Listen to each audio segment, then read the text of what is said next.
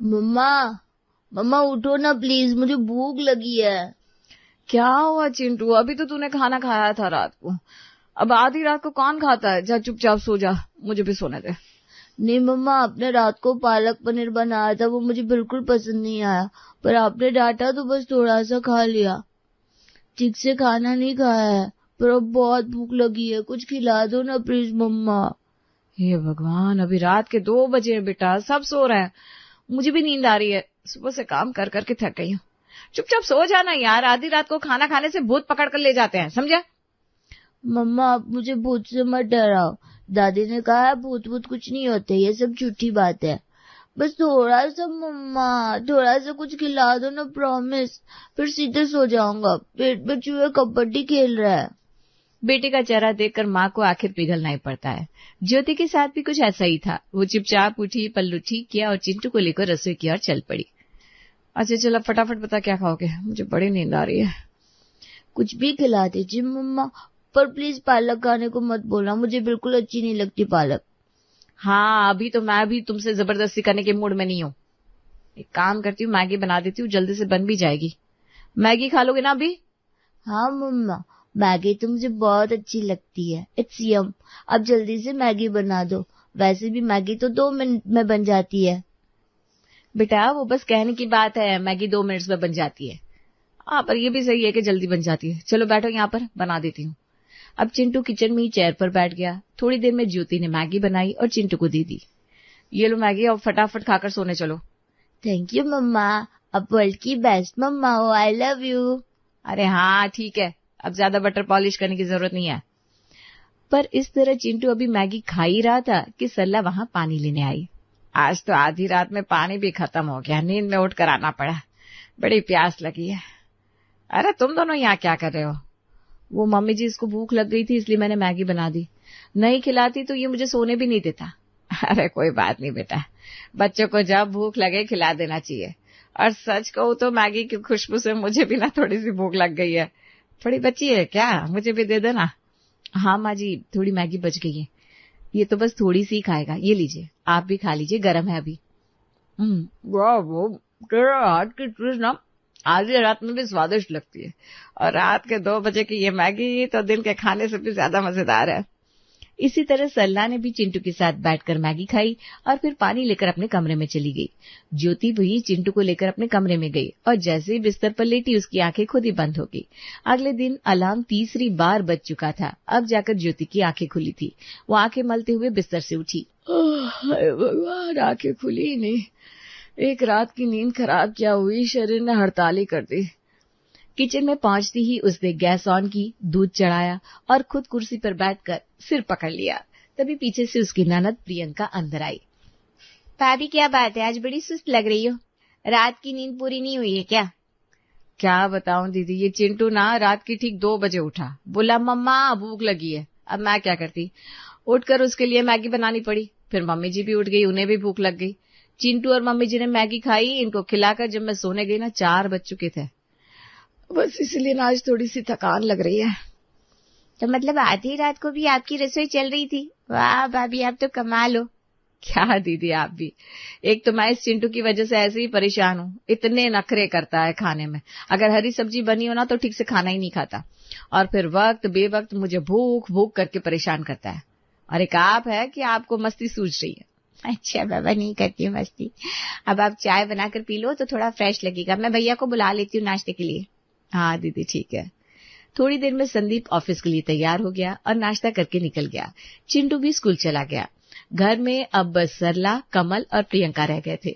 इतने में बाहर से सब्जी वाले की आवाज आई। टमाटर ले लो, टमाटर, ताजा ताजा सब्जियां ले लो, एक बार लोगे तो बार बार याद करोगे। ऐ सुन, इधर आ जरा, ये टमाटर दे दे 1 किलो, और हाँ मटर भी तोल देना। हाँ मैं ये भी देता हूँ। गाजर और पत्ता गोभी बड़ी ताजी है, कहो तो वो भी तोल दूं। हाँ सब्जियां तो ठीक ही लग रही है, चल वो भी दे दे। क्या बात है माँ जी, आज तो आप ढेर सारी सब्जियां खरीद रही हो, घर पर कोई आने वाला है क्या? तेरा भी अजीब है, खुद ही कहता है ये ले लो वो ले लो, और अब जो 2 सब्जियां ज्यादा लो तो तेरे खुद के ही सवाल खत्म नहीं होते। अरे कोई नहीं आने वाला है घर पर, ठंड का मौसम है, सबको वक्त बेवक्त भूख लगती रहती है, तो ले ली थोड़ी सब्जियां ज्यादा। अच्छा, ये लीजिए आपकी सारी सब्जियां। अब सरला ने छगन को पैसे दिए और सब्जियां लाकर फ्रिज में चुन चुन कर रखने लगी। इतने में ज्योति भी वहीं आ गई। अरे मम्मी जी, इतनी सारी सब्जियां क्यों ले ली आपने? घर में तो कल की सब्जियां अभी पड़ी है।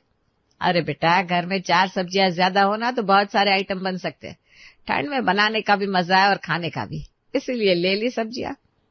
ज्योति को सरला की बात कुछ अजीब तो लगी, पर उसने कुछ नहीं कहा और अपने काम में लग गई। ऐसे ही दिन गुजरा। रात को ज्योति ने आज सबकी पसंद का खाना बनाया था। सबने खूब मजे से खाया और अपने अपने कमरे में चले गए आराम करने। ज्योति ने भी अपना काम खत्म किया और फिर जाकर बिस्तर पर सो गई। रात के करीब 1:30 बजे उसके कमरे के दरवाजे पर खटखट हुई। अरे रात के 1:30 बजे, इस वक्त कौन है? आज तो चिंटू भी आराम से सो रहा है, जाकर देखती हूँ। ऐसा सोचकर ज्योति उठी और दरवाजा खोला। अरे मम्मी जी, दीदी, आप दोनों इस वक्त? सब ठीक तो है ना? भाभी वो क्या है ना, थोड़ी सी भूख लग गई है। कल आपने चिंटू के लिए मैगी बनाई थी ना, वैसे ही हमारे लिए भी कुछ बना दीजिए ना। बेटा, ये आधी रात को खाने का मजा ही कुछ और है। क्या कहते हो तुम लोग इसे? Midnight craving. चल बेटा, जल्दी से किचन में चल और कुछ बना दे। अरे मम्मी जी, अभी 1:30 बजे हैं, इस वक्त कौन खाना खाता है? अभी 10 बजे तो आप लोगों ने खाना खाया था। हाय भाभी, अब तो हमारा खाना भी गिनने लगी। अरे अपना घर है, भूख लगेगी तब खाना खा लेंगे, इसमें कौन सी बड़ी बात है। हाँ दीदी, आपकी बात सही है, पर आधी रात को? अब इतनी बहस तो मत कर ज्योति। कल तूने चिंटू के लिए भी बनाया था ना, तो आज हमारे लिए बनाने में क्या हो गया? अरे कौन सा आसमान टूट पड़ेगा तेरे ऊपर? और आज तो मैंने इतनी सारी सब्जियां ली है, इसे महीन महीन काट कर वेजिटेबल पकौड़े बना दे, और साथ में धनिया की चटपटी चटनी भी है। पकौड़े और चटनी बनानी है? हाँ भाभी, बहुत मन हो रहा है, बना दीजिए ना गर्मा गर्म पकौड़े। अब चलिए भी। हे भगवान, अब ये क्या आफत है? अब इनके लिए आधी रात को भी खाना बनाओ, हद हो गई है। पर मैं कर भी क्या सकती हूँ, बनानी पड़ेंगे। ज्योति किचन में गई, उसने सारी सब्जियां काटी, पकोड़े बनाए, फिर चटनी बनाई और गर्मा गर्म पकोड़े सरला और प्रियंका को दिए। वाह बेटा वाह, तो पकोड़े बनाया तूने, मजा आ गया। आधी रात को खाने का अपना ही मजा है भाई। हाँ भाभी, और ये चटनी कितनी चटपटी है, जीभ पर रखते ही चटकार ही लेने का मन कर रहा है। ऐसे पापा को भी पकौड़े और चटनी बहुत पसंद है। हाँ बात तो सही है, रुक मैं अभी संदीप के पापा को उठा कर लाती हूँ। उन्हें सोने दीजिए ना मम्मी जी, उनकी नींद क्यों खराब करनी है? अरे कैसे बात कर रही है, कुछ नींद खराब नहीं होती। मैं अभी बुलाकर लाती हूँ, साथ में बैठकर पकौड़े और चटनी खाएंगे। नींद का क्या है, वो तो बाद में पूरी कर लेंगे। ये बोलकर सरला जी कमल को उठाने चली गई। थोड़ी देर में कमल जी भी वहां आ गए। वाह वाह, गरमा गरम पकौड़े, मैं तो जमकर खाऊंगा। पापा जी, मैं पकौड़े कल बना दूंगी, अभी बहुत रात हो गई है ना, मुझे लगता है आप लोगों को सो जाना चाहिए। अरे बेटा, कल बनाओगी तो कल फिर खा लेंगे, पर अभी तो ये मैं पकोड़े जरूर खाऊंगा। भाई पकोड़े देखकर मुझसे रुका नहीं जाता। एक काम कर, थोड़ी चाय भी बना ले बेटा। अब तो बेचारी ज्योति बुरी तरह फंस चुकी थी। उसने आधी रात को पकोड़े, चटनी, चाय सब बनाया। सबको खिला पिलाकर करीब 3 बजे उसने सरला से कहा, मम्मी जी, आप लोगों का खाना पीना हो गया हो तो मैं सोने जाऊं? हाँ बेटा, चली जाना, पर पहले अजवाइन और काला नमक पीसकर चूर्ण बनाकर दे दे, थोड़ी सी ना गैस लग रही है। हाँ बेटा, मुझे भी थोड़ा गर्म पानी के साथ नींबू दे देना। हे भगवान, पहले खिलाओ, फिर इनका खाना पचाने का भी इंतजाम करो। आज से इन लोगों ने मेरी पूरी रात खराब कर दी, मुश्किल से 2 घंटे सो पाई हूँ। अब ज्योति ने सबकी फरमाइश पर सबको सब कुछ बनाकर दे दिया। फिर उसने रसोई समेटी और ये करते करते सुबह हो गई। अच्छा, अब मैं चला सोने, रात की नींद भी पूरी करनी है। ज्योति बेटा, सुबह के 6 बज चुके हैं, तू एक काम कर, संदीप और चिंटू का टिफिन तैयार कर दे और हाँ, नाश्ता भी बना दे। संदीप को ऑफिस और चिंटू को स्कूल भी निकलना है ना, तू अपना काम खत्म कर ले, मैं तब तक जरा आराम कर लेती हूँ। हाँ भाभी, मैं भी चली सोने, पकौड़े के लिए थैंक यू सो मच। ऐसा कहकर सभी एक एक करके सोने चले गए, पर ज्योति के नसीब में सोना कहाँ था। अब सुबह हो चुकी थी, वो काम में लग गई। उसने चिंटू को स्कूल भेजा, संदीप के लिए नाश्ता टिफिन सब तैयार करके दिया। संदीप भी तैयार होकर नाश्ता करने आ गया। क्या बात है, आज नाश्ते की टेबल पर कोई दिखाई नहीं दे रहा, सब कहाँ गए?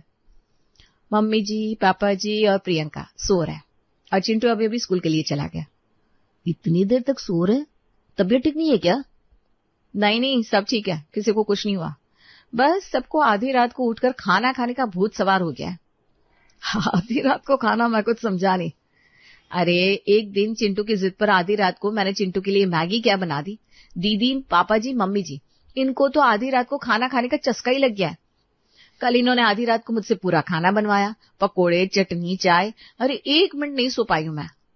ये बात तो सही नहीं है, पर चलो कोई मूड बन गया होगा इन लोगों का पकोड़े खाने का। रोज रोज तो ऐसा नहीं करेंगे। तुम चिंता मत करो, आज तुम आराम से सो जाना। चलो मेरा नाश्ता हो गया, मैं चलता हूँ, बाय। हाँ बाय। संदीप ऑफिस चला गया। संदीप की बात से ज्योति को भी लगा कि शायद हर दिन वो लोग ऐसा नहीं करेंगे। इधर कमल, सरला, प्रियंका आराम से अपनी नींद पूरी करके दोपहर को 12 बजे सोकर उठे। वाह भाई वाह, क्या मजे की नींद आई है। ज्योति बेटा, पहले चाय पिला दो, फिर कुछ खाना पीना बना दो। हाँ ज्योति, और खाने में दाल चावल और आलू की सूखी सब्जी बना दे, और आज 2-4 रोटियां भी सेक लेना। भाभी मेरे लिए भिंडी की सूखी सब्जी बनाना। लो भाई, इनका फिर खाना खाना शुरू हो गया। इनके मजे ही है, बना बनाया मिल जाता है, बस खाओ और सो जाओ। चलो अब फिर बनाते हैं इनके लिए खाना। फिर प्रियंका ने सबके लिए खाना बनाया, सबको खाना पीना खिलाया। ऐसे ही दिन गुजर गया, रात हुई। आज रात को ज्योति ने सबको पेट भर भर के खाना खिलाया, फिर सब सोने चले गए। पर रात को 2 बजे फिर सरला ने ज्योति को आवाज लगाई, ज्योति बेटा उठ तो जरा। क्या हुआ मम्मी जी? रात को तो चैन से सोने दिया कीजिए मुझे। अरे तो हम कौन सा तुझे लठ मार रहे हैं? अरे हमारे लिए थोड़ा खाना बना दे, फिर चैन से सो जाना। आज फिर से आप लोगों को फिर आधी रात को खाना खाना है? हाँ भाभी, अब तो हमारी ये आदत हो गई है, कितना भी खाना खा लो पर रात को ना 2-3 बजे भूख लगी जाती है। हाँ बेटा, अब चलकर हमारे लिए बिरयानी बना दे, मुझे ना बिरयानी खाने का बड़ा मन कर रहा है। हे भगवान, आधी रात को आपको बिरयानी खानी है? पता है उसे बनाने में कितना टाइम लगता है? अरे तो बेटा आराम से बना, हमें कोई हड़बड़ी नहीं है। तब तक हमें सूप बना करते थे, जब तक हम सूप पियेंगे तब तक तेरी बिरयानी भी बन जाएगी। हाँ भाभी, यही सही रहेगा।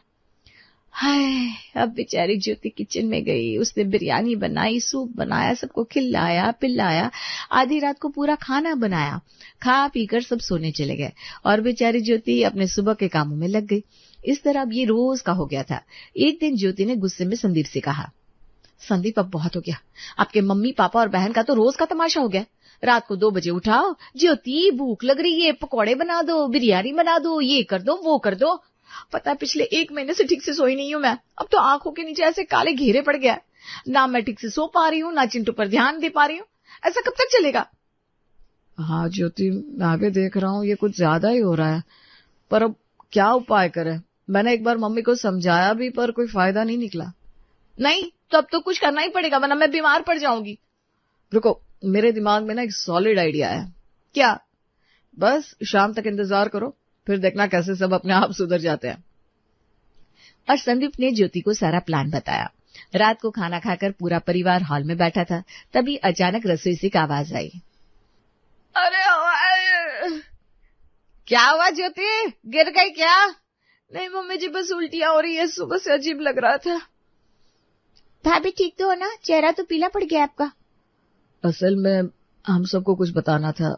बात यह है कि घर में नया मेहमान आने वाला है, ज्योति प्रेग्नेंट है। क्या? अभी फिर से? अरे चिंटू तो 10 साल का हो गया अब इस उम्र में। अब मम्मी जी ये सब तो भगवान की इच्छा है, और वैसे भी अच्छा है ना, चिंटू को भी एक भाई या बहन की जरूरत थी। अरे वाह, मतलब घर में फिर से किलकारियां गूंजेगी। कांग्रेचुलेशंस भाभी। Thank you. मुझे ना चक्कर सा आ रहा है, मैं आराम कर लेती हूँ। हाँ चलो, मैं तुम्हें कमरे तक ले चलता हूँ। अब ज्योति और संदीप कमरे में चले गए। यहाँ सबको थोड़ी खुशी, थोड़ी हैरानी भी हुई, पर जैसे तैसे सबने कांग्रेचुलेशंस बोल ही दिया। अब रात के करीब 2:30 बजे फिर सरला की आवाज आई, ज्योति बेटा। मम्मी जी, मैं तो अब गैस के पास नहीं जा सकती, मुझे ना गैस के पास जाने से ही उल्टी सी आ रही है, लेकिन मुझे भी कुछ खट्टा चटपटा खाने का मन कर रहा है। आप एक काम करिए ना, प्लीज मेरे लिए आलू टिक्की और इमली की चटनी बना दीजिए ना। क्या? मैं बनाऊं इस वक्त? हाँ मम्मी जी, आप ही तो कहती हैं, भूख लगे तो खा लेना चाहिए, और इस वक्त तो जो अच्छा लगे वो खा लेना चाहिए। आखिर मेरे पेट में आपका पोता या पोती तो है। हाँ ठीक है बेटा, बनाती हूँ। प्रियंका तू भी हेल्प कर दे मेरी। थोड़ी देर बाद सरला और प्रियंका ने टिक्कियां बना दी। ज्योति ने एक बाइट ली और चेहरा बनाया। मम्मी जी, इसमें मजा नहीं आ रहा, आप ऐसा करिए, अब मेरे लिए थोड़ा पिज्जा बना दीजिए, बस छोटा वाला। अरे पिज्जा रात के 3 बजे, बेहोश हो जाऊंगी अब। रात के 3 बजे पिज्जा कौन खाता है? ठीक वैसे ही जैसे आप लोग बिरयानी खाते हैं। भाभी अब प्रेग्नेंट हो, इसका मतलब ये तो नहीं ना कि पूरी रात सबको परेशान करो, दिन में बनवा लो ना। अरे दीदी, प्रेगनेंसी में क्रेविंग्स कभी भी आ सकती हैं। मुझे जब क्रेविंग होगी तभी खाना पड़ेगा ना। अब हालत ये थी कि दिन में भी ज्योति कोई ना कोई फरमाइश कर देती, और आधी रात में भी कभी गोलगप्पे खाने हैं, कभी काजू बर्फी, कभी दही भल्ले चाहिए। सरला और प्रियंका दोनों के चेहरे अब खाना बना बना कर उतर चुके थे। मम्मी मैं तो हार गई, कितनी बार खाना बनाऊं, ना दिन में सुकून है ना रात में चैन है। सारा दिन भाभी को कभी खट्टा खाना है, कभी मीठा खाना है, कभी तीखा खाना है। बेटा, मुझसे भी नहीं हो रहा है। ये प्रेग्नेंट बहू तो हमारी जान ही निकाल देगी। हे भगवान, अब मुझसे नहीं होगा ये सब। इसने तो मुझे भी काम पर लगा दिया है। कभी बाहर से आइसक्रीम ला कर दो, कभी कोल्ड ड्रिंक। ज्योति और संदीप उनकी बातें सुन रहे थे। वो सामने आए और ज्योति ने कहा, देखा, अब समझ में आया ना कैसा लगता है जब आधी रात को खाना बनाना पड़े। मैं भी पिछले महीने से यही झेल रही थी। आप सबको कभी मेरी फिक्र ही नहीं हुई। अब खुद भुगतना पड़ा तो असली स्वाद आया ना। बेटा, अब समझ में आ रहा है, तुझे भी तो जागकर काम करना पड़ता था। कितने दिनों से तू सोई भी नहीं थी। हाँ भाभी, अब हम ऐसा कभी नहीं करेंगे। अगर किसी को आधी रात को भूख भी लगी ना तो वो खुद बनाए और खुद खाए। ज्योति, तब बताते सच्चाई क्या है? सच्चाई? कैसे सच्चाई? सच्चाई ये कि मैं प्रेग्नेंट नहीं हूँ। ये सब ड्रामा हमने सिर्फ आपको सबक सिखाने के लिए किया था, ताकि आप समझ सके कि हर चीज की लिमिट होती है, यहाँ तक कि रात की भूख की भी। अरे ज्योति, तूने हम सबको बेवकूफ बनाया। एक्टिंग की भाई तुम लोगों ने। भाभी, अब से रात में भूख का कोई भी नाम नहीं लेगा। और मैं तो रात का खाना भी टाइम से 8 बजे तक खा लूंगा। अब बहू को कोई परेशान नहीं करेगा। चलो, अंत भला तो सब भला। अब सबको समझ में आ गया ना कि अब आधी रात की पूरी रसोई हमेशा के लिए बंद। और इस तरह ज्योति का छोटा सा ड्रामा पूरे घर को बड़ी सीख दे गया। अब रात को सब चैन से सोने लगे थे।